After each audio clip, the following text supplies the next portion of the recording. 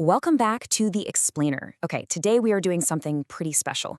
Instead of zooming out to look at massive data sets or huge historical events, we're zooming way in. We're going to do a deep dive, a micro-analysis on one single gorgeous cultural artifact, a beautifully crafted silver Agal. By focusing all our attention on this one specific table, Diya, we're going to unpack what it actually is and, more importantly, why it carries so much cultural and spiritual weight for so many people. But, before we even look at the physical specs, I want to throw a question your way. What transforms a simple lamp into a timeless piece? It's kind of a fascinating philosophical starting point, right? Is it just the metal? Is it the fire it holds? Or is it something a whole lot deeper about how we humans interact with it?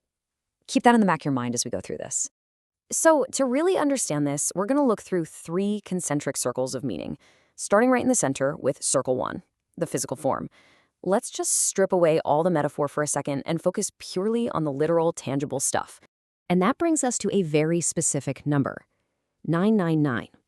Now, if you know anything about precious metals, you know this isn't just some random figure. It literally represents pure silver. This ornate oil lamp isn't some cheap alloy knocked out in a factory. It's forged from 99 pure silver. That's the absolute gold standard. Well, silver standard, I guess. But seriously, the physical material itself just demands a level of respect before you've even struck a match. But hey, purity needs proof, right? That's exactly why this piece is hallmarked and completely made in India. That hallmark certification is absolutely crucial because it means the 999 quality is rigorously tested and legally guaranteed. Plus, the fact that it's made in India ties the physical metal directly back to the geographical birthplace of the traditions it serves.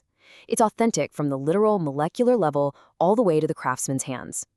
Okay, moving out one layer to circle two, the cultural practice. Because let's be honest, a pure silver object is really just an expensive paperweight if it's just sitting on a shelf collecting dust. The true meaning unlocks when we look at how it's actually used. Let's give it its proper name, Agal. That's the formal, traditional South Indian term for this beautiful ritual oil lamp. So we're not just talking about a generic piece of home decor here. This is an object that is deeply, deeply rooted in a very specific linguistic and cultural heritage. Our source material actually uses this fantastic sensory phrase to describe it. Light up your sacred space. Think about that for a second. The physical form holds the oil, but it's the human practice that actually creates the light. I want you to literally visualize taking this lamp and illuminating your own cherished, quiet environments. It's all about transforming the ambience of a room, taking it from mundane to sacred, just through the simple act of lighting a wick. So when are people actually doing this? Well, our source highlights a few incredibly meaningful occasions. You've got daily Pooja, so that everyday, quiet ritual, devotion, and prayer. But then you also have massive, vibrant festivals like Diwali. It's used in housewarmings to bless a brand new physical space. And of course, it's a huge staple for religious gifting. The main takeaway here is the sheer versatility of the Agal. It scales so seamlessly from those quiet, solitary mornings to the absolute brightest, most communal celebrations of the year. And because it plays such a massive role in religious gifting, the source makes a point to call it meaningful, elegant, and gift-ready, which makes total sense. The sheer elegance of that 999 pure silver makes it perfectly prepared for sharing with others. You're not just handing someone a piece of metal, because it's so beautifully crafted and ready to gift, you're actually passing along the capacity for them to light up their own sacred spaces during their own major life events. Which brings us to our final layer. We've looked at the physical, metal, we've explored the cultural action. Now we arrive at circle three, the spiritual resonance. What's the ultimate lasting impact of this thing? The text actually just calls it a timeless piece. Let's just pause on that phrase for a second. Timeless. That is a huge, bold claim for a little physical object you can hold in your hands.